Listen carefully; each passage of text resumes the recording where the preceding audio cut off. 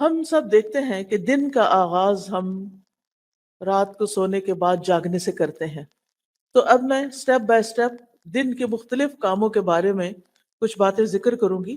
آپ اپنے پاس نوٹ بھی کر سکتے ہیں، اپنے پاس ٹو ڈو لسٹ بنا سکتے ہیں کہ آپ نے کیا کیا کرنا ہے. یعنی سب سے پہلے صبح کے وقت کیا کرنا ہے. رسول اللہ صلی اللہ علیہ وسلم نے فرمایا، ہر شخص صبح کے وقت اٹھتا ہے تو اپنے نفس کا سودا کرتا ہے، پھر یا تو اسے آزاد کرتا ہے یا اسے ہلاک کرتا ہے. یعنی ہر شخص ہر روز ایک تجارت کرتا ہے جس میں یا تو وہ فائدہ اٹھاتا ہے یا وہ نقصان اٹھاتا ہے. ہر روز ہمیں دن کے 24 آورز مل جاتے ہیں، اور 24/7 یعنی پورے ہفتے میں ہمیں ہر روز 24 آور ملتے ہیں. اب کچھ لوگ ایسے ہیں کہ جو ان 24 آورز کو بہترین طریقے سے گزارتے ہیں اور پھر وہ کامیاب ہو جاتے ہیں، ان کا سودا نفع بخش ہوتا ہے، وہ پروفٹ کما لیتے ہیں. اور کچھ لوگ انہی 24 آورز کو ضائع کر کے دنیا میں بھی نقصان اٹھاتے ہیں اور آخرت میں بھی نقصان اٹھاتے ہیں. تو اس لیے ہمیں وہ کام لازمی کر لینے چاہیے کہ جن سے یہ 24 آورز ہمارے سیکیور ہو جائیں اور ہماری کامیابی کا راستہ ان سے طے ہو جائے. سب سے پہلی چیز جو آنکھ کھلتے ہی ہمیں کرنی چاہیے وہ ہے صبح کی دعا، جس کا آغاز ہوتا ہے الحمدللہ سے. الحمدللہ الذی احیانا بعدما اماتنا والیہ النشور. سب تعریفیں اس اللہ کے لیے ہیں جس نے ہمیں مرنے کے بعد زندہ کیا اور اسی کی طرف دوبارہ لوٹنا ہے. اب آپ دیکھیے کہ یہاں پر زندگی اور موت کی بات کی جا رہی ہے. آپ کو یہ تو معلوم ہی ہوگا کہ النوم اخو الموت، کہ نیند موت کی بہن ہوتی ہے. جس طرح نیند میں انسان کچھ دیکھتا نہیں، کچھ سنتا نہیں، اسی طرح موت کے بعد بھی انسان کا دیکھنا سننا ختم ہو جائے گا.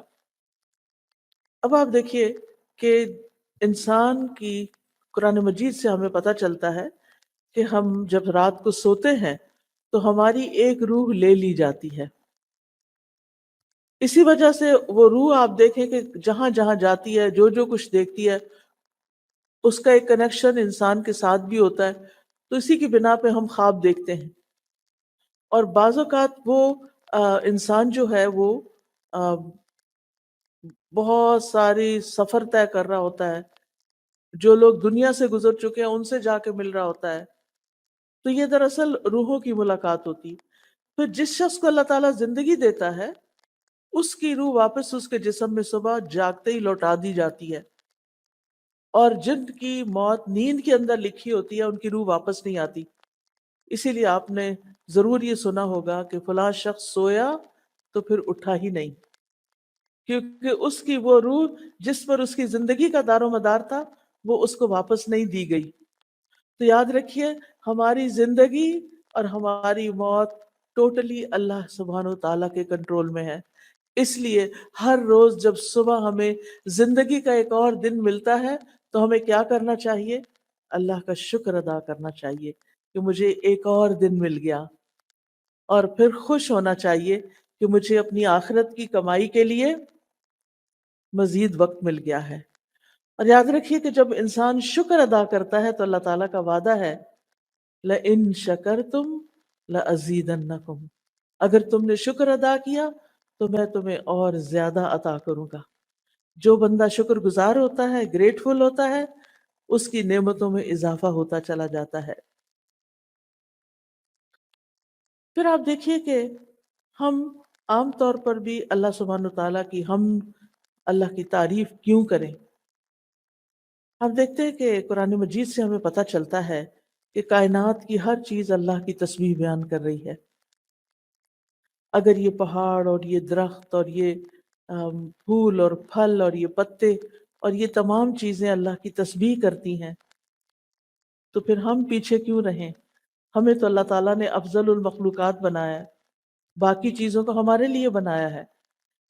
اگر آپ کے گھر میں لگا ہوا درخت اللہ کی تسبیح کر رہا ہے اور آپ سو ہی رہے ہیں تو آپ سوچئے کہ پھر اللہ کے نزدیک وہ درخت زیادہ اچھا ہے جو اس کی تعریف کر رہا ہے، یا وہ انسان جو شیطان کے بہکاوے میں آ کے غافل ہو کے نماز کے وقت میں سو رہا ہے؟ قرآن مجید میں آتا ہے تسبح له السماوات السبع والارض ومن فیہن وان من شیء الا یسبح بحمدہ ولکن لا تفقہون تسبیحہم، ساتوں آسمان اور زمین اس کی تسبیح کرتے ہیں، یعنی اللہ سبحانہ وتعالیٰ کی، اور جو بھی ان میں چیزیں ہیں وہ بھی، اور کوئی بھی چیز ایسی نہیں مگر وہ اس کی حمد کے ساتھ اس کی تسبیح کرتی ہے، لیکن تم ان کی تسبیح کو سمجھتے نہیں، یعنی انسان کو ان کی زبان نہیں معلوم، ان کی تسبیح کا طریقہ نہیں معلوم۔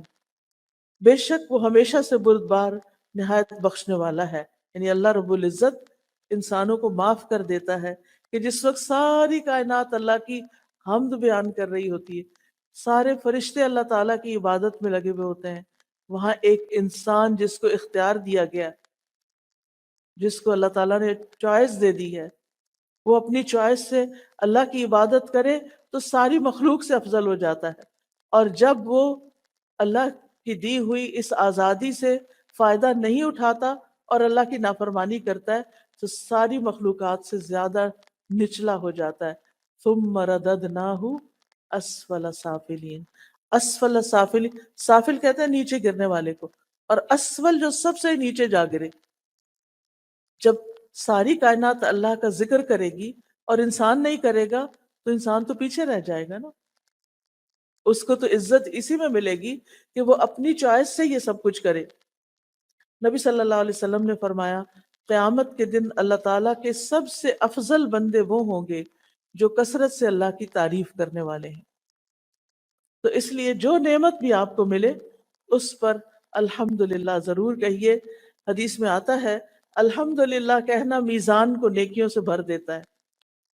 اتنا بڑا کلمہ ہے یہ کہ اللہ میں تیری تعریف کرتی، تیری حمد و ثنا کرتی ہوں۔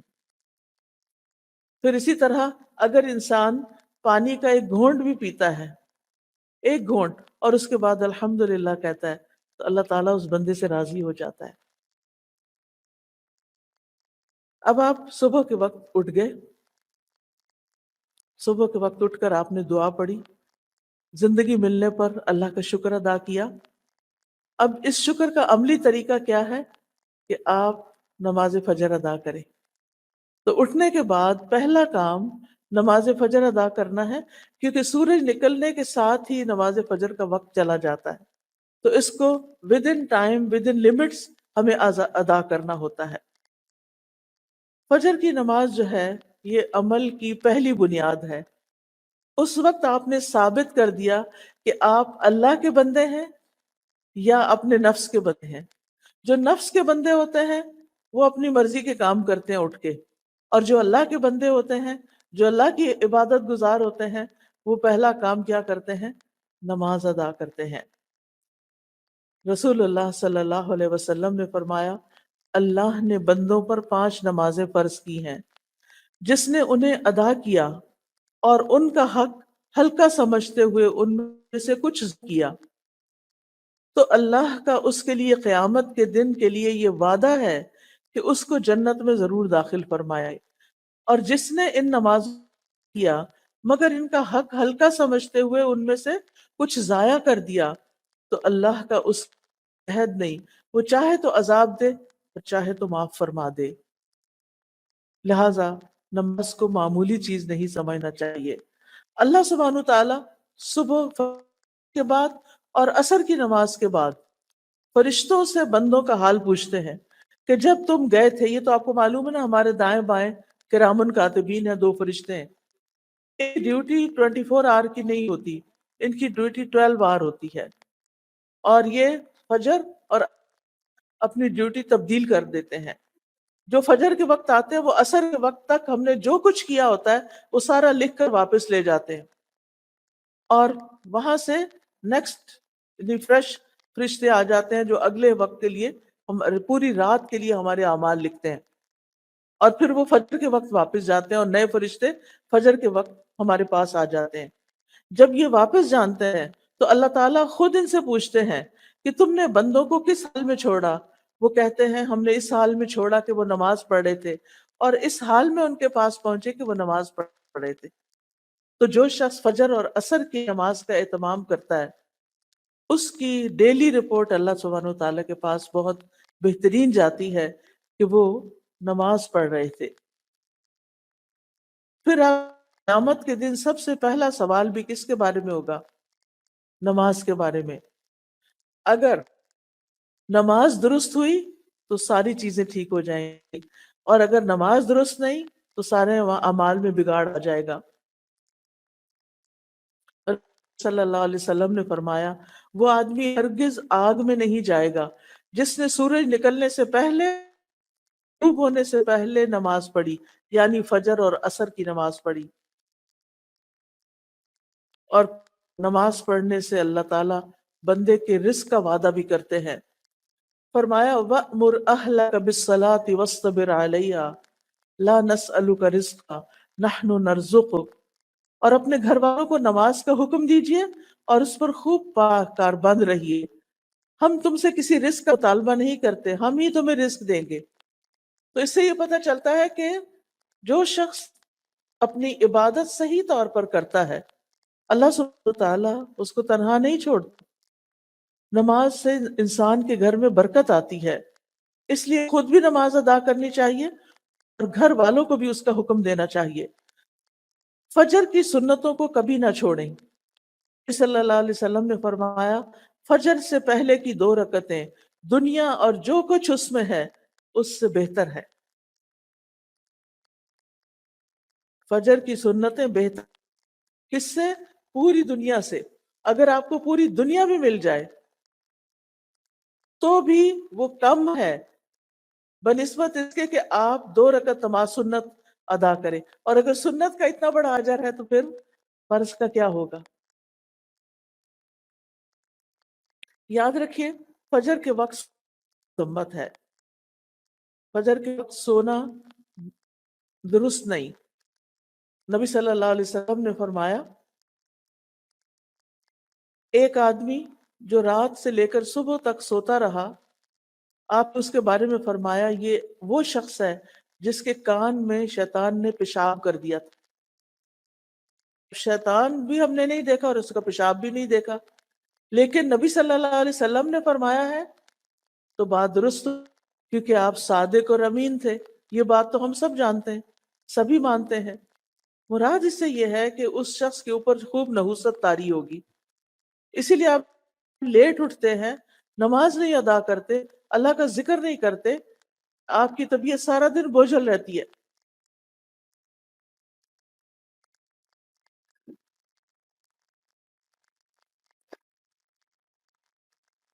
پھر آپ کی کوشش یہ ہو کہ نماز خشوع کے ساتھ پڑھیں۔ خشوع نماز میں رونا دھونا، بعض لوگ سمجھتے ہیں کہ کچھ لوگ نماز میں بہت روتے ہیں لہٰذا ان کی نماز زیادہ خشوع والی ہے۔ ایسا نہیں، رونا خشوع نہیں ہوتا، بلکہ دل کا متوجہ ہونا اور اعضاء کا پرسکون ہونا، اس کو خشوع کہتے ہیں۔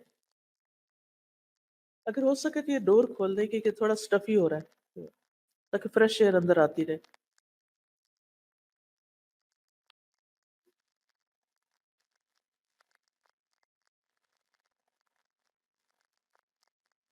خشوع کس کو کہتے ہیں؟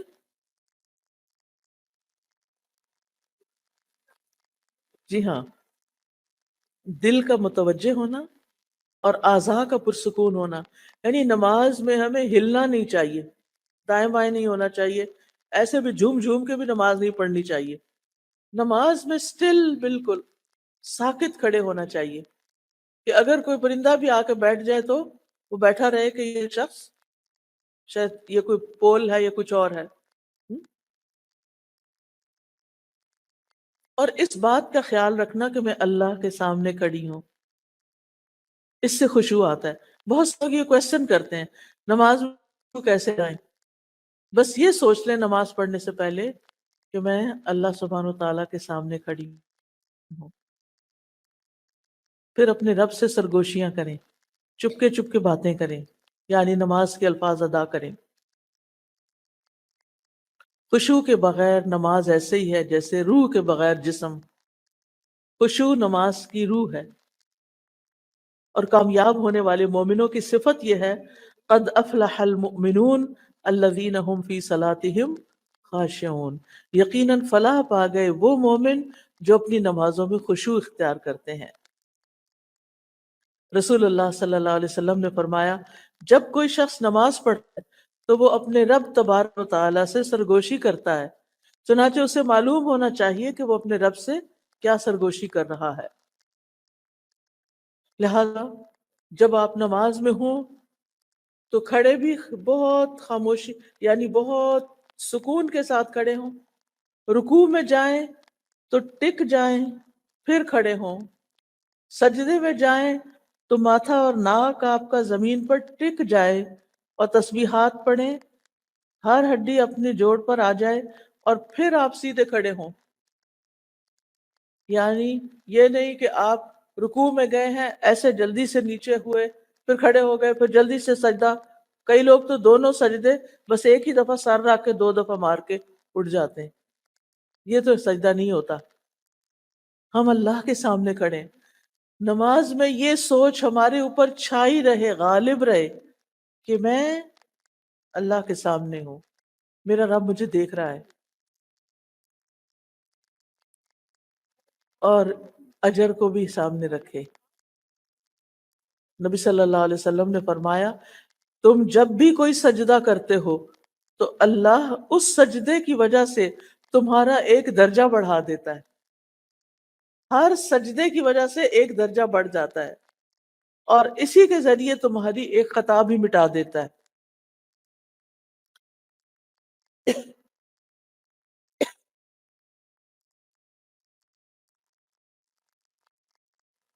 تو یاد رہے گی یہ بات. سجدے سے کیا ملے گا؟ سجدے سے کیا ملے گا؟ ایک درجہ بلندی. یعنی پہلے جنت میں جہاں مقام تھا اس سے اوپر ہو گئے, اوپر اوپر اوپر. اور کیا ملتا ہے؟ ایک خطا مٹ جاتی, ایک غلطی صاف ہو جاتی. نماز کے بعد فوراً مصلی سے نہیں اٹھے, بیٹھے رہیں, ذکر اذکار کریں. کیوں؟ اس لیے کہ اس کا بہت بڑا اجر ہے. رسول اللہ صلی اللہ علیہ وسلم نے فرمایا جب تک تم اپنے اس مصلی پر بیٹھے رہو جہاں تم نے نماز پڑھی تھی اور بے وضو نہ ہو, یعنی وضو نہ ٹوٹے, تو فرشتے تمہارے لیے دعا کرتے رہتے ہیں اللہم اغفر لہ, اللہم ارحمہ, اے اللہ اس کو بخش دے, اے اللہ اس پر رحم فرما دے. تو کیا کرنا چاہیے پھر؟ اپنی جگہ پر تھوڑی دیر بیٹھ کے تسبیحات کر کے دعائیں فرشتوں کی لے کے پھر اٹھیں. اب یہ جو تسبیحات ہے نا 2 طرح سے ہیں. ایک تو ہے 33 بار, دوسری ہے اور آخری بار 33 مرتبہ اللہ اکبر, اور پھر آخری بار لا الہ الا اللہ وحدہ لا شریک لہ لہ الملک و لہ الحمد وہو علی کل شیء قدیر. تو یوں کہنے سے 34 دفعہ ہو جاتا ہے اور پوری یعنی حدیث سے یہ پتہ چلتا ہے کہ وہ اس نے اپنی تسبیح پوری کر لی.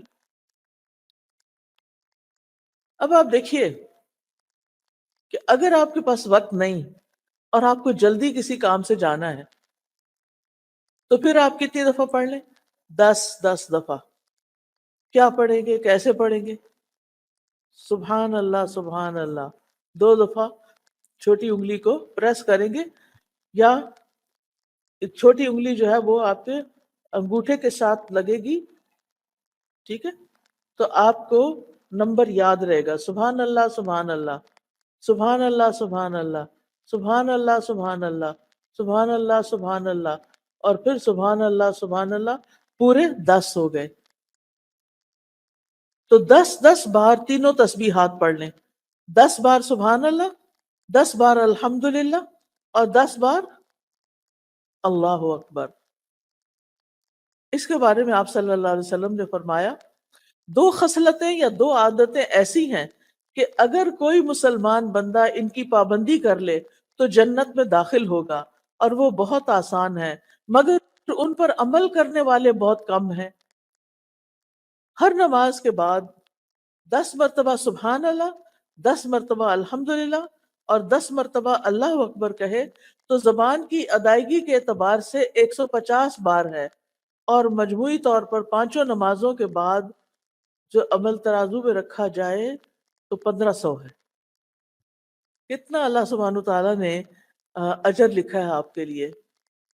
اور اگر آپ نہیں پڑھتے، چھوڑ کے اٹھ جاتے، کتنی دیر لگتی ہے؟ 1 منٹ، 2 منٹ، دو بھی نہیں لگتے۔ ہم اپنا فون، سیل فون میں جا نماز کے ساتھ رکھ کے بیٹھتے ہیں، جو سلام پھیرا فٹافٹ فون اٹھا لیا۔ اور اگر ہمارے کام کا کوئی میسج نہ ہو تو پھر ہم کیا کرتے ہیں؟ کچھ بھی مل جائے وہ چلا لیتے ہیں، اور اتنے بڑے خیر اور خزانے سے محروم ہو جاتے ہیں۔ پھر ایک اور بات یہ ہے کہ اگر انگلیوں پہ تسبیح کریں گے تو زیادہ ثواب ہوگا، انگلیاں گواہ بن جائیں گی، لہذا خوبصورتی کے ساتھ انگلیوں کو استعمال کرنا ہے، جیسے سبحان اللہ سبحان اللہ سبحان اللہ سبحان اللہ، الحمدللہ الحمدللہ، اللہ اکبر، یعنی اس طرح بھی آپ کر سکتے ہیں۔ پھر ہر نماز کے بعد آیت الکرسی پڑھیں، اس کا کیا ثواب ہوتا ہے؟ نبی صلی اللہ علیہ وسلم نے فرمایا ہر فرض نماز کے بعد آیت الکرسی پڑھنے والے کو موت کے علاوہ کوئی چیز جنت میں لے جانے سے نہیں روک سکتی۔ یعنی دنیا میں رہتے ہوئے تو آپ جنت میں نہیں جا سکتے، مرنے کے بعد بھی جنت میں وہ جائے گا جو اللہ کا پسندیدہ ہوگا، اور جو اللہ کا پسندیدہ ہے اس کو اللہ تعالیٰ نے بہت سی خوشخبریاں بھی سنائی ہیں، اس کے لیے آسانیاں بھی کی ہیں۔ اور یہاں پر کیا آسانی کی گئی ہے کہ جب یعنی انسان اپنی یعنی ان چیزوں کو پابندی سے پڑھے گا تو پھر اس کے لیے جنت کا رستہ آسان ہو جائے گا۔ اچھا، قیامت کے دن ہماری انگلیوں سے بھی سوال ہوگا، تو جب ہم ان پہ ذکر کریں گے تو یہ ہمارے حق میں بولیں گی۔ قرآن مجید میں آتا ہے نا، وَتُكَلِّمُنَا أَيْدِيهِمْ وَأَرْجُلُهُمْ، ہم سے کلام کریں گے ان کے ہاتھ اور پاؤں۔ پھر ہر نماز کے بعد قل هو اللہ احد، قل اعوذ برب الفلق، قل اعوذ برب الناس، اگر آپ کو وسوسے ستاتے ہوں، شیطان پریشان کرتا ہو، آپ کو کوئی تکلیف بیماری ہو، تو آپ یہ تینوں کل ہاتھ پہ پڑھ کے پھونک مار کے ہاتھ میں چہرے اور سر اور بازو اور ان سب پر خود ہی پھیر لیا کریں۔ اس سے آپ بہت اچھا فیل کریں گے، بہت لائٹ فیل کریں گے۔ اگر آپ کو کوئی تھکاوٹ ہوئی بھی ہے، آپ کو کوئی بیماری ہے، کچھ بھی ہے، آپ اس کو اپنا معمول بنا لیں۔ پھر صبح کے اذکار پوری توجہ کے ساتھ کریں۔ اللہ سبحانہ وتعالیٰ قرآن مجید میں فرماتے ہیں یا ایھا الذین آمنوا اذکروا اللہ ذکرا کثیرا وسبحوہ بکرۃ واصیلا، اے ایمان والو اللہ کو کثرت سے یاد کیا کرو۔ یہ کون کہہ رہا ہے کہ اللہ کو زیادہ یاد کیا کرو؟ کون کہہ رہا ہے؟ اللہ سبحانہ وتعالیٰ، یس، ماشاءاللہ آپ بہت دھیان سے سن رہے ہیں اسی لیے جواب دے رہے ہیں۔ اللہ سبحانہ وتعالیٰ سن رہا ہے، اللہ تعالیٰ فرما رہا ہے کہ اے ایمان والو اذکر اللہ ذکرن کثیرا، اللہ کو بہت زیادہ یاد کیا کرو، اور صبح و شام اس کی تسبیح بیان کیا کرو۔ تو صبح و شام سبحان اللہ و بحمدہ پڑھنے والا، جو پوری تسبیح ہے 100 دفعہ پڑھنا چاہیے، پڑھنے والا جو ہے اس کے سارے گناہ معاف ہو جاتے ہیں۔ اور تسبیح جو ہے یہ ڈپریشن کا علاج بھی ہے، انسان کے دل کا غم، دکھ، پریشانی بھی ختم ہوتی ہے اس سے۔ پھر اسی طرح آپ نے فرمایا جو شخص یہ تسبیح پڑھتا ہے سبحان اللہ و بحمدہ، قیامت کے دن اس سے زیادہ افضل کوئی بھی نہیں لائے گا. قیامت کے دن اس سے زیادہ افضل عمل کسی کا بھی نہیں ہوگا، اور سوائے اس کے جس نے اس کے برابر یہ اس سے زیادہ پڑھا ہو. پھر اسی طرح اگر ہو سکے، جیسے بزرگ خواتین ہوتی ہیں تو وہ فجر کی نماز سے سورج طلوع ہونے تک بیٹھے رہے مصلی پر. جو اسکول کے بچے تو ظاہر ہے انہیں اسکول جانا ہوگا، تیاری کرنی ہوگی، لیکن تیاری کرتے کرتے اللہ کا ذکر کرتے رہیں.